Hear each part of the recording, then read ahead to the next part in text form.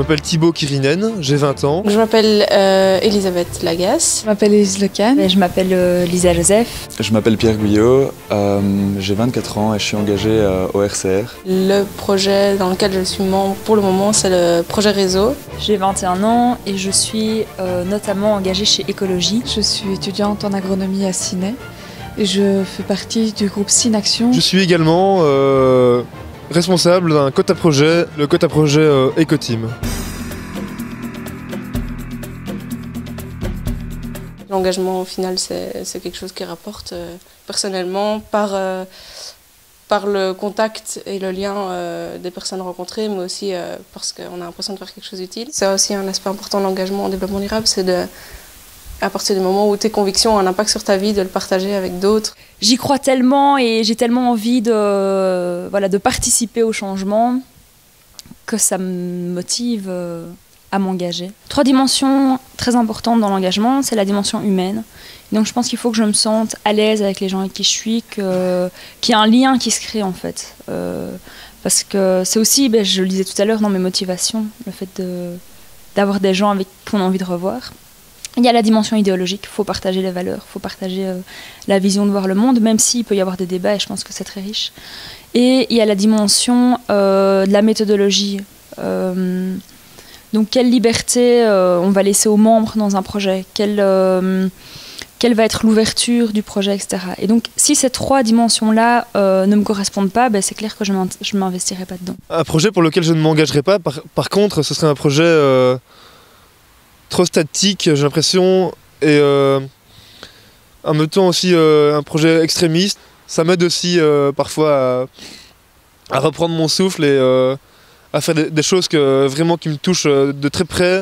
Et voilà, c'est mon plaisir en ça. Ce que je fais par exemple pour le développement durable, c'est de me déplacer principalement en transport en commun. Je me déplace beaucoup à vélo. Je fais très attention à éviter d'utiliser la voiture pour les petits trajets. Consommer local, donc tout ce qui est panier de fruits et légumes. Les fromages, je les achète sur le marché et pas dans des grandes surfaces. Je ne consomme pratiquement que des aliments de saison. Je trouve que c'est important donc, dans la vie quotidienne d'énormément lire, voilà, pour un peu... pour explorer d'autres façons de penser, justement s'ouvrir.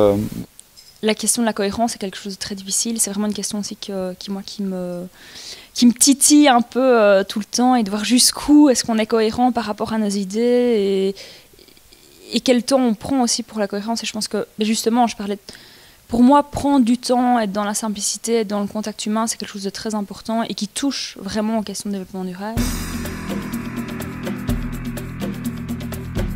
Je consacre même presque autant de temps à mon projet qu'à mes cours, en tout cas qu'à l'étude de mes cours. Je ne sais pas si c'est une bonne chose. Quand tu es étudiant, à la limite, de nouveau, ça va, c'est quelque chose de plus ou moins malléable. Ça prend du temps et de l'énergie, mais je cours pas des risques. Mon projet ne m'a pas souvent demandé de sacrifier quelque chose, à part quelques heures de sommeil de temps en temps. Je pense que j'arrive pour le moment à plus ou moins 30 heures par mois d'engagement en moyenne. En m'étant limitée. Je pense que si je ne me limitais pas, je pourrais de loin dépasser tout ça. On se remet aussi un peu en question par rapport à être toujours tourné vers des projets pour les autres. Je pense que le fait d'être investi dans des projets fait qu'à certains moments, mon choix va non pas à un souper prévu entre amis ou à une soirée qu'on pourrait se faire, mais à une réunion ou un ciné-débat, etc. Ça prend pas mal de temps, mais en même temps c'est très gratifiant et on apprend toujours beaucoup de choses. C'est vraiment gai et ça peut pouvoir continuer même plus tard quand je serai adulte et indépendant, ou je sais pas, quand j'aurai un travail, pouvoir continuer à m'engager à fond, quoi. Je pense qu'il y a énormément de jeunes qui sont engagés, que ce soit dans des mouvements de jeunesse, dans des organisations, dans des projets. J'ai l'impression que les jeunes se sentent préoccupés. Je crois que les jeunes ne s'intéressent pas beaucoup au développement durable, notamment parce que cette notion a été reprise par toute une série d'organismes très différents. Et je pense qu'ils sont un peu perdus, ils ne savent pas trop ce que c'est. Je pense qu'il y a énormément de jeunes qui savent qu'il y a le réchauffement climatique, qu'il faut faire des efforts, ou en tout cas qu'il y a des choses à changer dans son quotidien. Je pense que les jeunes peuvent être intéressés, mais qu'on leur laisse peu d'espace pour l'engagement et pour ce qu'ils ont à dire.